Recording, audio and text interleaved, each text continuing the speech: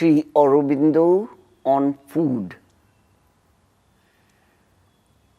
With regard to the food that man takes, there are two factors that determine or prescribe it. First of all, the real need of the body, that is to say, what the body actually requires for its maintenance, the elements to meet the chemical changes occurring there, something quite material and very definite, vis-a the kind of food and the quality.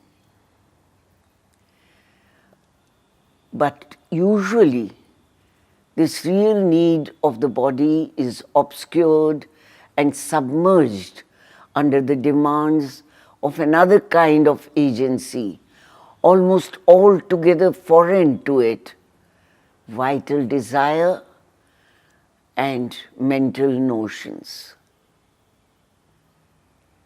Indeed, the menu of our table, at least 90% of it, is arranged so as to satisfy the demands of the second category.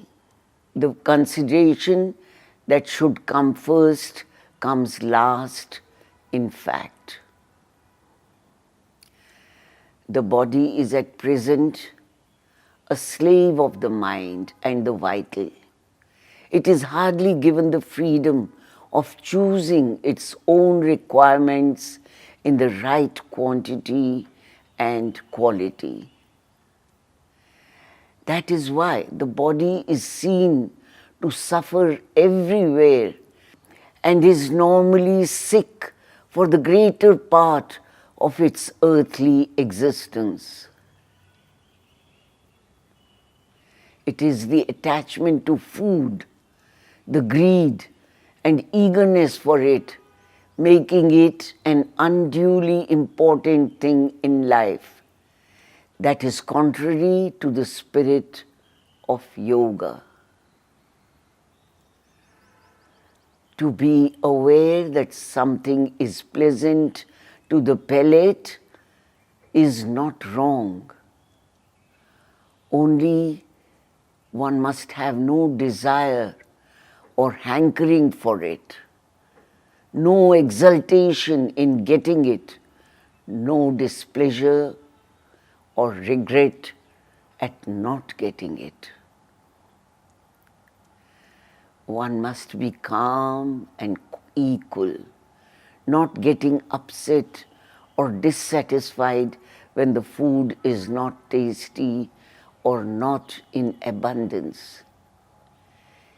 Eating the fixed amount that is necessary, not less or more. There should be neither eagerness nor repugnance. To be always thinking about food and troubling the mind is quite the wrong way of getting rid of the food desire. Put the food element in the right place in the life, in a small corner, and don't concentrate on it, but on other things. Neither neglect this turn of the nature, food desire, nor make too much of it. It has to be dealt with, purified, and mastered, but without giving it too much importance. There are two ways of conquering it. One of detachment, learning to regard food only as a physical necessity and the vital satisfaction of the stomach and the palate as a thing of little or no importance. The other is to be able to take without insistence or seeking any food given and to find in it, whether pronounced good or bad by others, the equal rasa, not of the food for its own sake, but of the universal ananda. The idea of giving up food is a wrong inspiration. You can go on with a small quantity of food, but not without food altogether, except for a comparatively short time. Remember what the Gita says.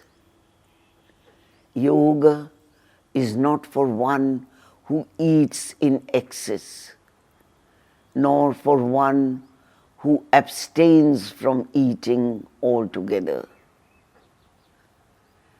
Vital energy is one thing. Of that one can draw a great amount without food, and often it increases with fasting. But physical substance, without which life loses its support, is of a different order. Greed for food has to be overcome, but it has not to be given too much thought. The proper attitude to food is a certain equality. Food is for the maintenance of the body, and one should take enough for that, what the body needs. If one gives less, the body feels the need and hankers. If you give more, then that is indulging the vital. As for particular foods the palate likes, the attitude of the mind and vital should be, if I get, I take. If I don't get, I shall not mind. One should not think too much of food, either to indulge or unduly to repress. That is the best. Do not trouble your mind about food. Take it in the right quantity, neither too much nor too little, without greed or repulsion, as the means given you by the mother for the maintenance of the body, in the right spirit, offering it to the divine in you. Then it need not create tamas.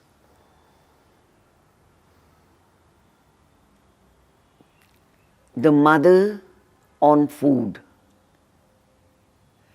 Physically, we depend upon food to live, unfortunately. For with food, we daily and constantly take in a formidable amount of inconscience, of tamas, heaviness, stupidity.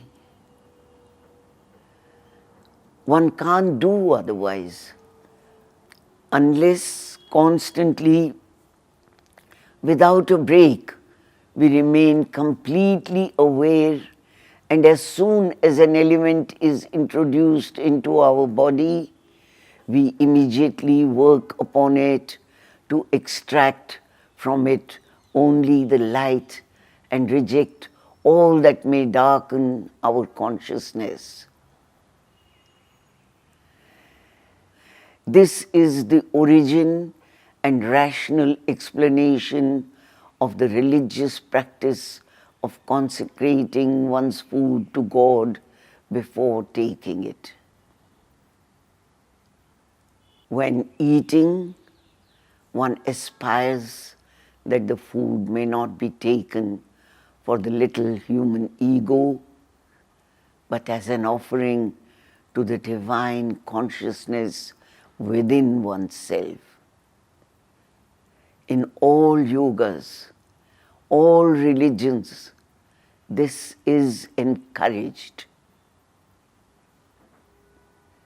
This is the origin of that practice of contacting the consciousness behind, precisely to diminish as much as possible the absorption of an inconscience which increases daily, constantly, without one's being aware of it.